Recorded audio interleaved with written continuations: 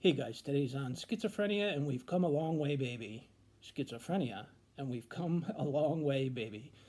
But before we get to this, baby, please allow my brief prelude. As you know, I've conveniently recorded it for our mutual comfort, our mutual convenience, and our mutual luxury. And I've been around some preludes in my years.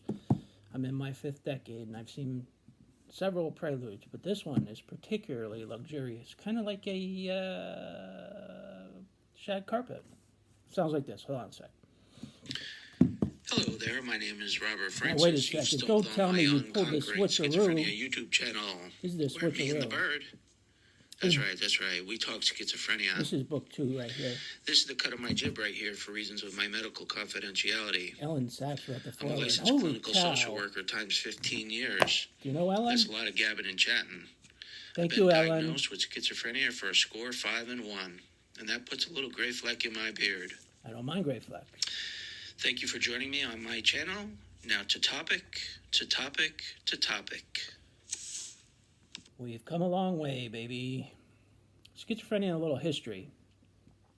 In the early 1900s, people with schizophrenia and chronic mental illness, for the most part, especially those with schizophrenia, would live in psychiatric institutions pretty much their entire life.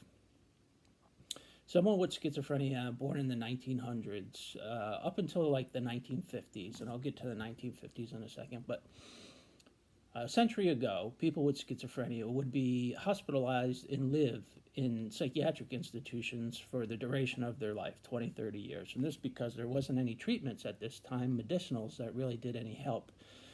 So in the 20s, 30s, 40s, people with schizophrenia lived in psychiatric institutions, and that was where they lived for their life. So isn't that great?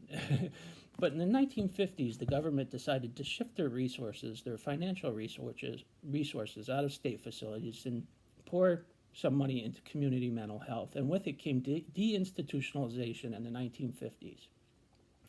And droves of patients with schizophrenia were discharged back into the community with community resources in place like group homes and outpatient treatments and recreation clubs and things like that.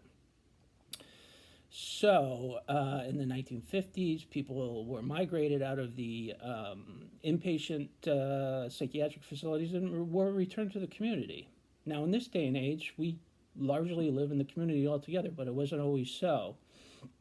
We've come a long way, baby, and the reason we have is through research and medicinals and psychosocial interventions and better understanding of etiology and things like that.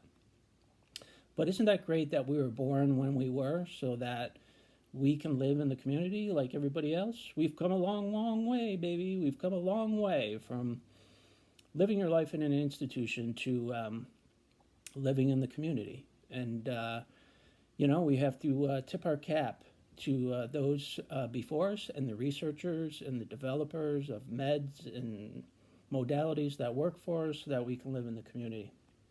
But that didn't happen until the 1950s and 60s and 70s. And now it's just the norm.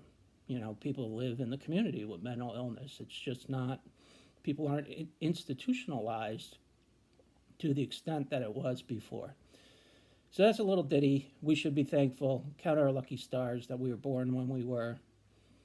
So enjoy your community resources. Tap into them, use them, and have a good life with schizophrenia or without.